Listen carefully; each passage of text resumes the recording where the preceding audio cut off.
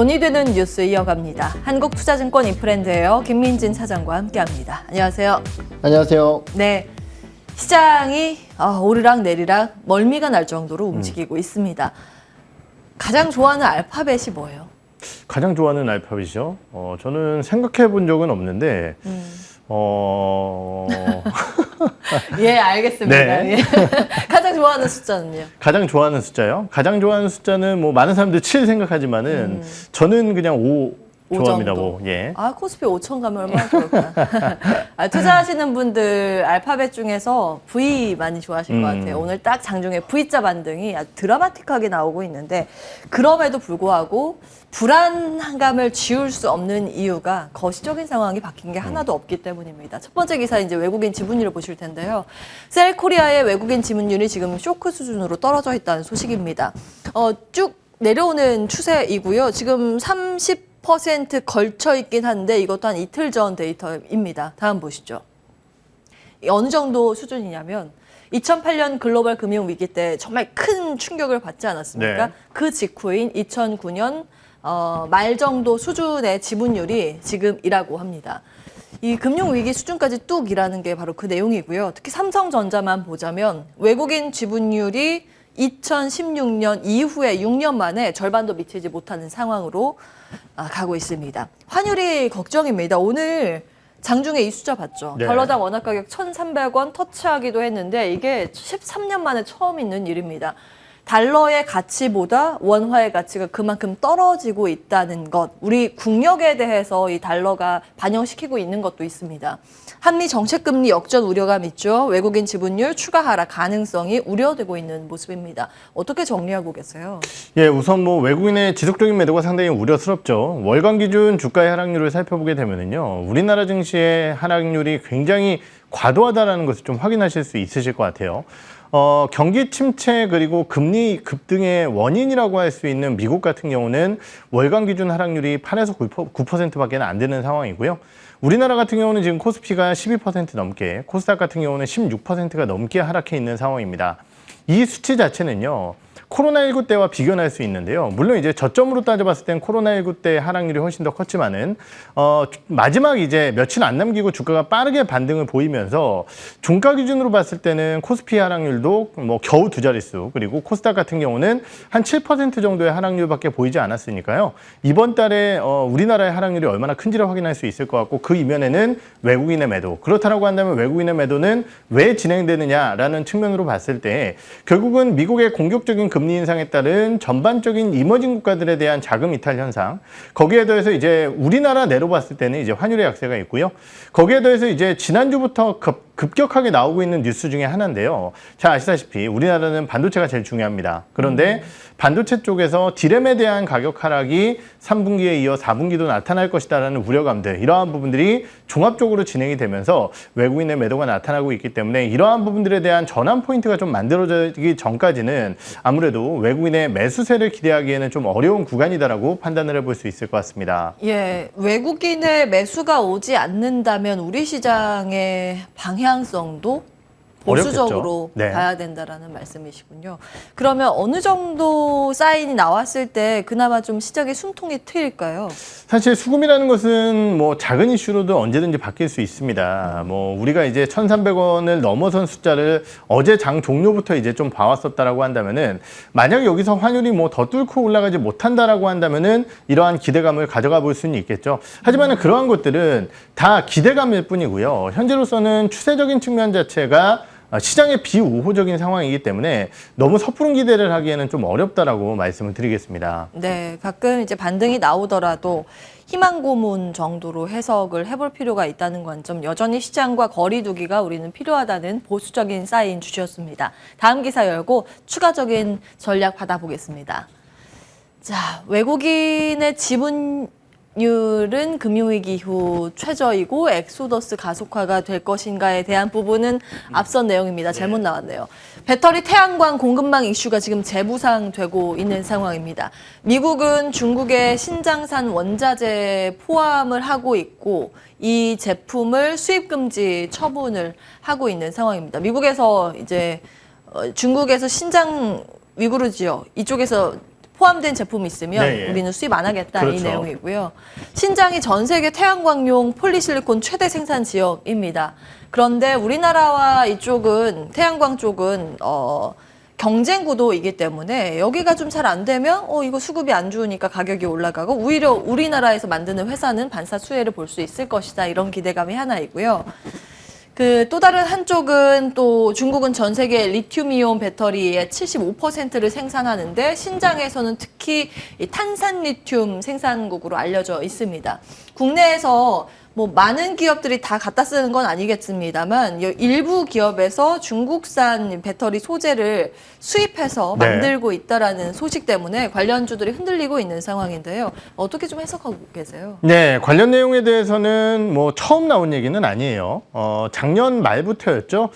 이 강제노동금지법에 대한 전반적인 뭐 여러 가지 국회에 대한 의결이라든지 이러한 부분들은 나왔었던 내용입니다. 하지만은 21일이었습니다. 이 법안이 드디어 발효가 됐습니다. 그러면서 결국은 이제 관련 지역에서 생산되는 제품군들에 대한 수입이 줄어들 것이다라는 내용이고 그렇다고 한다면은 어떤 쪽에 대한 이슈들이 있을 것이냐라는 내용일 것 같은데요.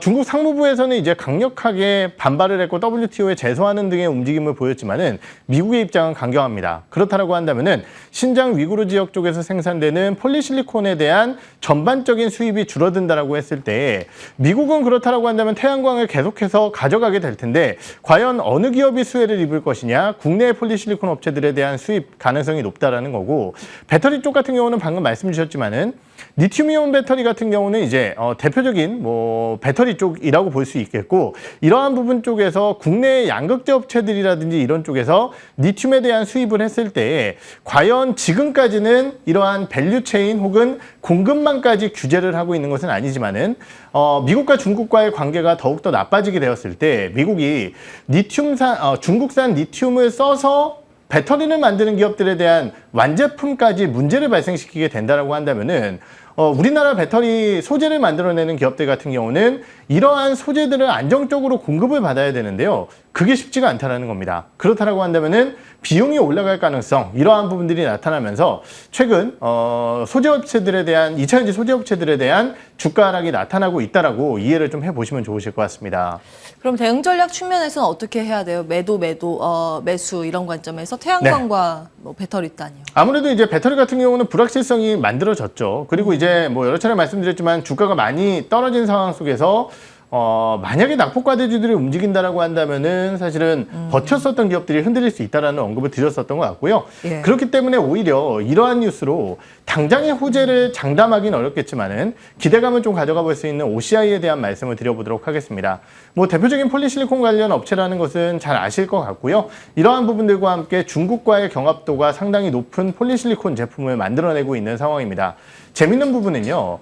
폴리실리콘에 대한 전반적인 공급 물량 우려 때문에 작년도에 OCI의 주가가 상당히 제한적이었는데요. 올해 연초부터 주간 기준, 월간 기준 폴리실리콘 가격에 대한 상승 흐름을 살펴보게 되면은 6개월 내내 상승 추세가 이어지고 있습니다. 이러한 이유는요. 코로나19에 따른 생산에 대한 일부 이슈, 물류망에 대한 이슈가 중국 내에서 있었고요. 거기에 더해서 영세한 폴리실리콘 업체들 같은 경우는 생산의 차질들을 더욱더 발생을 시켰다는 거죠. 그러다 보니까 글로벌적으로 예상했었던 전반적인 폴리실리콘에 대한 수요량 증가 대비해서 공급량이 그렇게 많이 늘어나지 않고 있는 상황입니다. 타이트한 수급 자체가 이어지고 있고 이러한 흐름 자체가 올해뿐만이 아니라 내년도에도 어느 정도 이어질 가능성이 있다는 측면에서 봤을 때 문제가 발생된 기업보다는 OCI에 대한 관심도를 조금 더 높여나가는 것이 좋지 않을까라는 말씀을 드리겠습니다. 네. 오늘 증권사에서 OCI에 대해서 긍정평가를 내면서 주가의 탄력도도 긍정적으로 흘러가고 있는데 역시나 좀 볼만한 포인트가 있다는 부분 체크해 주셨습니다. 기억해 보도록 하고요. 다음 기사 열고 이야기 이어가겠습니다. 자, 위메이드의 야심작 미르 M 출시 오늘 했습니다. 0시를 기점으로 출시를 했는데 요거죠. 예. 뱅가드 앤 베가본드라는 이름인가 봐요. 다음 보겠습니다. 어제 사전 다운로드 시작을 했고 오늘 출시입니다. 이용자 대거 몰리면서 서버가 폭주했다는 보도도 나오고 있고요. 앱스토어 인기 5위, 매출은 8위로 진입을 했습니다. 플레이스토어 인기로는 5위고 매출은 아직 집계가 되지 않고 있습니다. 조금 시간이 지나야 나올 거고요. 이러한 초기 집계는 미르4보다 더 괜찮다라고 추정이 증권사에서 나오고 있거든요. 네. 다만 이게 재료 노출로 봐야 하는 것인가, 위메이드의 주가가 오늘 장중 내내 좋지 않습니다. 18%, 19%의 현재 급락세인데 어떻게 풀이하고 계세요? 기대가 너무 높았던 탓일까요? 기대가 높았다라고 한다면은 사실 주가가 좀 반영을 했을 맞아요. 텐데 최근 위메이드의 주가는 기대감을 반영하지 못한 주가였어요. 눈여겨볼 수 있을 만한 부분은요. 최근 우마무스메라는 게임을 발표한 카카오 게임즈 같은 경우 물론 이제 뭐 차이점은 좀 있겠지만은 그래도 이제 출시 초반에 인기 흥행 자체는 훨씬 더 미르보다 좀 빨랐습니다.